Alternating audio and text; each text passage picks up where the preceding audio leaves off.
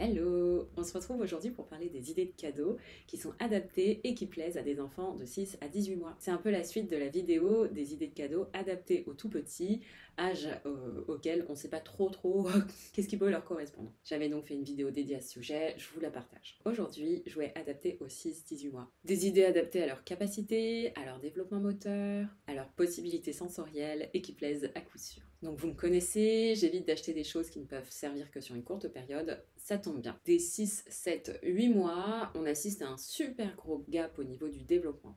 Ils commencent à s'asseoir, ils commencent à bien attraper les objets, ils commencent à se déplacer, ils commencent à développer leur motricité fine. Donc les jouets qui vont être adaptés à cette période vont l'être pendant un certain temps. C'est exactement le but de la liste que je vais vous présenter. Des jouets qui vont plaire et qui vont être adaptés sur une longue période. En plus de cette accélération au niveau moteur, on assiste aussi à une accélération au niveau du développement cognitif, au niveau du développement sensoriel, au niveau des interactions. Donc ça va être important de proposer des jeux qui vont être adaptés à tout ça. Pour commencer, je vais vous présenter ce qu'on a prévu pour notre petit loup, pour notre petit Gaspard, qui va avoir environ 10 mois à Noël. D'ailleurs, je me rends compte que ça va faire bientôt 1 an que je vous propose ce genre de concept. J'ai commencé en fin de grossesse, en début d'année. Je vous remercie énormément pour vos nombreux retours, hyper chaleureux.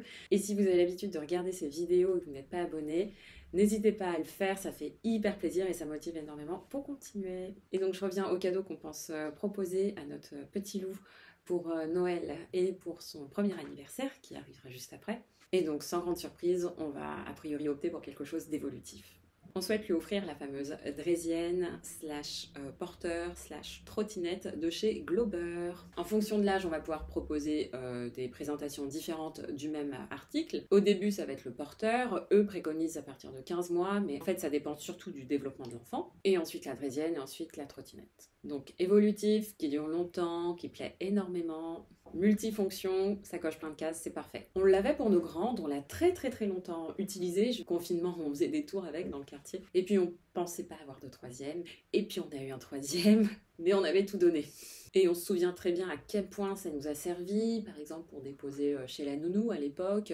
On voit des gens aussi déposer leurs enfants chez la crèche pour pouvoir repartir avec quelque chose de léger. Pareil pour les petites sections, pour les déposer à l'école quand ils ne marchent pas encore hyper vite et qu'on est pressé le matin. Ça permet de repartir avec quelque chose qui est vraiment hyper pratique. Pour aller au parc, c'est royal. Donc ça, c'est la fonction porteur.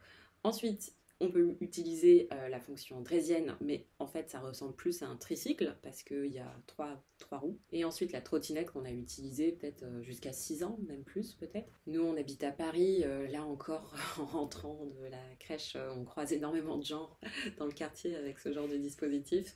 Donc a priori on devrait en reprendre un. C'est vraiment pratique. Avec ça, ça va être important de prévoir le casque.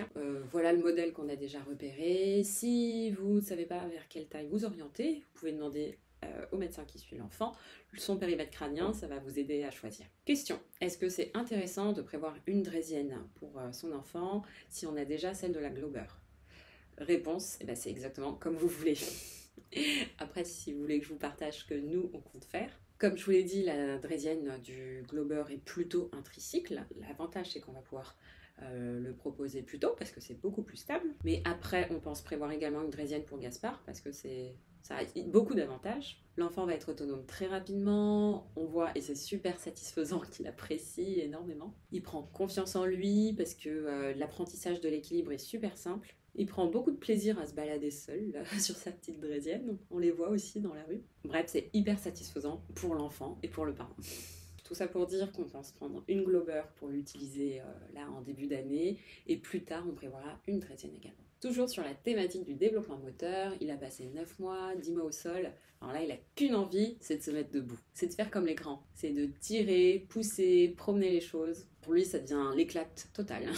Et ce genre de jouet, ça dure longtemps en plus, encore nos grandes, quand elles tombent dessus, elles passent des heures et des heures. Ils adorent particulièrement jouer à faire semblant. C'est un terme qui est consacré en psychologie. Donc faire semblant de faire des activités de grands. Et c'est un excellent signe de développement. Donc nous, on pense prévoir ce type de chien à promener. Par exemple, celui que fait Vetech. Attention tout de même à la ficelle. Moi, j'ai tendance à toujours l'avoir devant moi. Et quand je le range hors de portée. Encore un jouet qui a plusieurs fonctions. Le chariot en bois multi-activités de chez Jono, à partir de 12 mois, mais certains seront prêts avant. Donc encore une fois, vous regardez et puis vous avisez. Les chariots où ils peuvent stocker des choses et se promener avec, ça plaît aussi beaucoup. Toujours sur la partie moteur, je pense notamment au cube de motricité. Ça, c'est quelque chose qui a aussi eu beaucoup de succès. On l'a offert à Alice, donc notre deuxième, pour son premier anniversaire. Son cadeau d'anniversaire. Des trucs à escalader. Et donc, ça fait 7 ans qu'il les utilise très très régulièrement.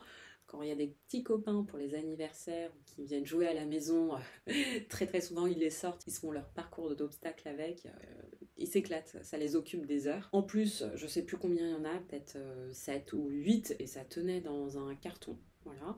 Et on les range assez facilement sous les lits. Et on les a ressortis pour Gaspard vers 6-7 mois. Et il commençait déjà à s'éclater avec, à escalader, à faire son warrior et tout. Il adore. Alors c'est un petit budget de mémoire. Après nous, donc ça fait 7 ans qu'on les utilise. Ils vont encore servir pendant de très nombreuses années. Ils ont servi pour nos 3 enfants. Ils ont servi pour les copains. Franchement, rentabilisé. Ensuite, il va y avoir la catégorie des jouets de bain. Donc ceux qu'on avait prévus pour les tout petits restent valables. Et puis on a vu chez des amis cette petite douchette, leurs enfants adorent. Et certains d'entre eux aussi avaient la version qui fait des bulles. Donc retour hyper positif de mon entourage pour celui de chez VTech. Donc peut-être qu'on va aussi prévoir ça. Ça, des bulles, des après-midi de printemps-été, c'est des très très bons souvenirs. Toujours dans l'idée de l'extérieur, alors c'est pas la saison, mais ça peut être l'occasion de le demander, une mini piscine.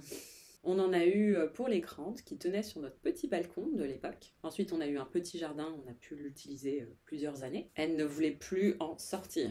Des heures et des heures d'éclate totale. Idem pour les anniversaires. Ma grande est née en plein mois d'août, ça fait des fêtes super sympas. En plus, ce genre de piscine qui faisait 1 mètre sur 1 mètre environ, c'est hyper pratique parce que ça n'utilise pas trop d'eau. Alors qu'on en avait, après quand on a eu un petit jardin, on en a pris une plus grande. Et au secours, la quantité d'eau que ça utilisait. Donc finalement, on utilisait uniquement la petite. Et puis dans les nombreux déménagements, je ne sais pas ce qu'elle est devenue. Donc on pense cette fois-ci acquérir ce genre de dispositif parce qu'il a l'énorme avantage d'être couvert. Parfait pour les petits extérieurs et donc du coup ça n'utilisera pas trop d'eau. Et en plus il est gonflable donc ça se range hyper facilement. Les jeux de quilles, idem, super souvenir. Les premiers anniversaires arrivent très vite. On a commencé à en faire vers 2 ans et demi, 3 ans. Il faut trouver des activités pour les occuper, des petits loups. Donc dans les conseils classiques, vous verrez très souvent la fameuse chasse au trésor. Mais à ces âges-là, ils en ont un peu rien à faire.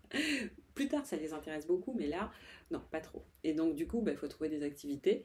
Et j'avais prévu ce genre de dispositif, des quilles. Et ça, pareil, ça peut les occuper un bon moment. Ils adorent.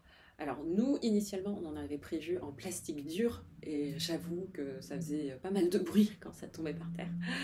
Nous, on n'avait pas de voisins en dessous, donc c'était pas trop un problème. Là, on va du coup plutôt prévoir ce genre de quilles-là qui sont souples et donc plus pratiques pour cette raison-là. Ensuite, les tasses empilées, les cubes empilés, les n'importe quoi empilé, ça pareil, ça leur plaît énormément et longtemps. Donc au début, vers 6 mois, on le fait devant eux, ça les intrigue. Ensuite, ils commencent à le faire eux-mêmes et ils adorent progresser sur ce plan-là. Et ensuite, ça se met à construire des châteaux forts et imaginer des histoires. Nous, nos filles, donc 7 et 8 ans et demi, le font encore en mettant des petits personnages à l'intérieur et donc en s'imaginant des histoires. Donc encore une fois, un franc succès.